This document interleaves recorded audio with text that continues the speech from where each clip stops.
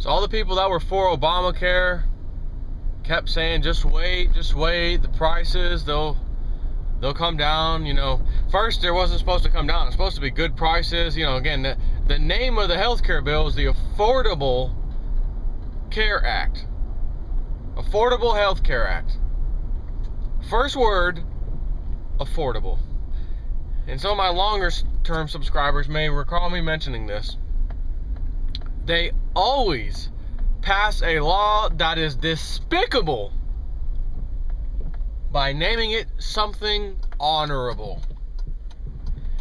Back in the savings and loan crisis in the 1980s, which was kind of a mini 2008 banker bailout, believe me, microscopic compared to what we've just done. Nonetheless, there were some problems, and there was a little mini bailout. Banks had some problems. Some banks shut the doors, you know, kind of like now. And we got to pass some legislation so this doesn't happen again. And of course, deregulation in the first place is what more than likely caused it anyways. Just like now, getting rid of the good laws, replacing them with bad laws that make the corporations, i.e. the banks, more profitable. Same thing happened then. So then they got to rewrite the laws again. Let's change them again back the way they were so everything's okay again. And we will call the legislation, I believe the name of this legislation back then was called the Saint Germain Recovery, something starting with Saint Germain, because Saint Germain was this holy person, great person. You know, let's start it by calling it the Saint Germain. It is a holy law. It's got to fix the problem. I mean, it's the Saint Germain law. Who would vote no on that? I mean, come on. And then we had the what? 2001 terrorist attacks, the Patriot Act. By God, you're not a patriot if you don't vote for this thing. You are unpatriotic if you don't vote for it, Congress. Well, of course, they had to vote for it. They're patriots. They all want to be a patriot. They gotta have that label. So here we have now the, again, Affordable Health Care Act. Affordable. First word, affordable. Wow. And it's turning out to be quite the opposite, as this couple in Texas just found out, and they scanned their document from, was it Humana? Was it Humana? I'm not going to look right now while I'm driving, but nonetheless, I think it was Humana, or one of the, you know, major healthcare companies. And they were paying, I think, $200 something a month, a little over $200 a month for the guy and his wife.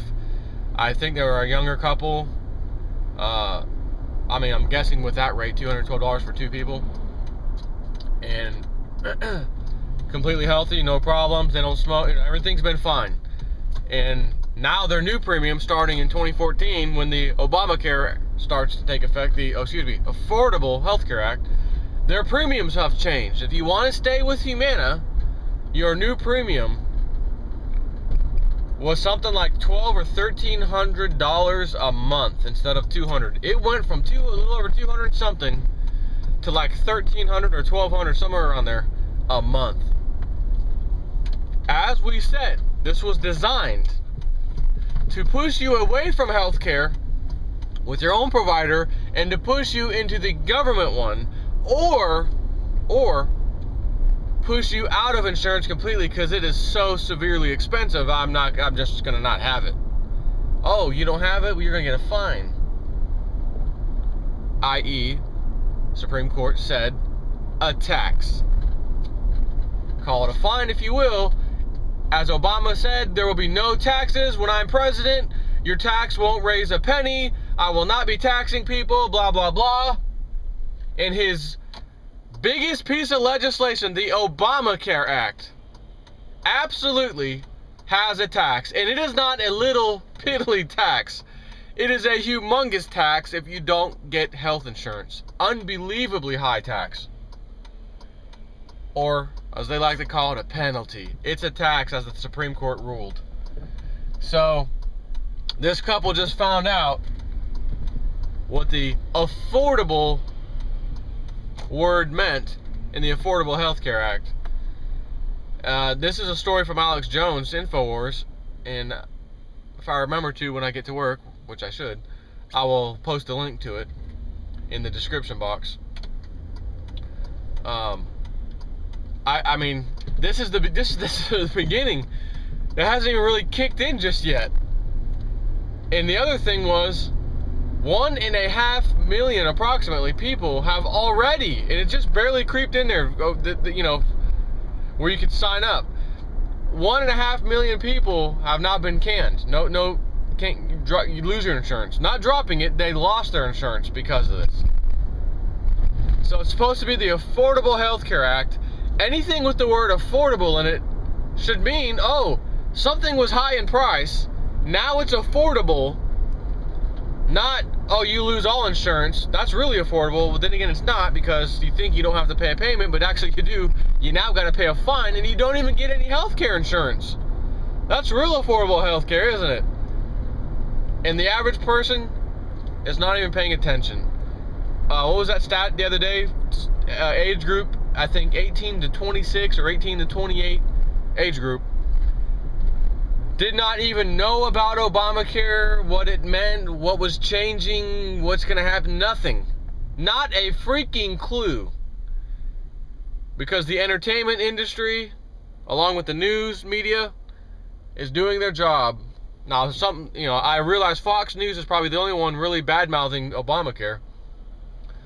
But not only that, nowadays, even if the mainstream media, all of them, were saying, this is bad news, trying to wake people up.